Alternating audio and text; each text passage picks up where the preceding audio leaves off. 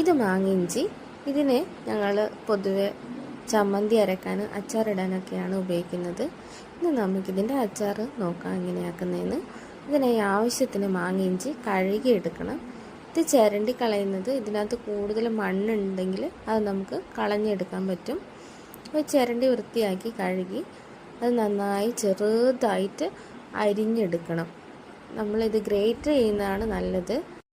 Great ചെയ്തെടുത്താൽ അതിനകത്തുള്ള വെള്ളം നമുക്ക് മാക്സിമം കളയാൻ പറ്റും. അതിനായിട്ട് അതിനകത്തേക്ക് ആവശ്യത്തിന് ഉപ്പിട്ട് അത് നന്നായി പിഴിഞ്ഞെടുക്കണം.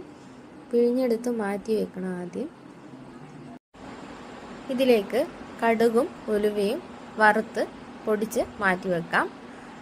എണ്ണ, കടുകും ഉലുവയും പൊടിച്ചത്, ഇഞ്ചി ചെറുതായി അരിഞ്ഞത്, വെളുത്തുള്ളി, കറിവേപ്പില, പച്ചമുളക് അരിഞ്ഞത്, പിഴിഞ്ഞു വെച്ച മാങ്ങ, ഇഞ്ചി എന്നിവ എടുത്തു വെക്കാം.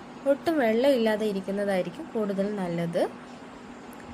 ഇനി മാങ്ങ ഇഞ്ചി വഴറ്റാൻ വേണ്ടി കുറച്ച് എണ്ണ ചൂടാക്കി അതിനകത്തേക്ക് പിഴിഞ്ഞു വെച്ചെടുത്ത മാങ്ങ ഇഞ്ചി ഇട്ട് കൊടുക്കുക. ഇത് നന്നായി വഴറ്റുന്നത് മാങ്ങ ഇഞ്ചിയുടെ ഒരു പച്ചമണം മാറിക്കിട്ടാനും ദീർഘകാലം അച്ചാർ കേടുകൂടാതെ നിലനിൽക്കാനും സഹായിക്കും. ചെറുതീയിലിട്ട് ആവശ്യത്തിന് മൂപ്പിച്ചെടുക്കാവുന്നതാണ്. അത് മാറ്റി വെച്ച് എണ്ണ ചൂടാക്കി അതിലേക്ക് കടുകും ഉലുവയും കുറച്ച് മാത്രം ഇട്ട് പൊട്ടിച്ചെടുക്കാം. ഇഞ്ചി, വെളുത്തുള്ളി എന്നിവ ഇട്ട് വഴറ്റി എടുക്കാവുന്നതാണ്. ചെറിയ തീയിലിട്ട് വഴറ്റിയെടുക്കാൻ ശ്രദ്ധിക്കുക. ഇല്ലെങ്കിൽ ഇഞ്ചിയും വെളുത്തുള്ളിയും പെട്ടെന്ന് തന്നെ കരിഞ്ഞു പോകും.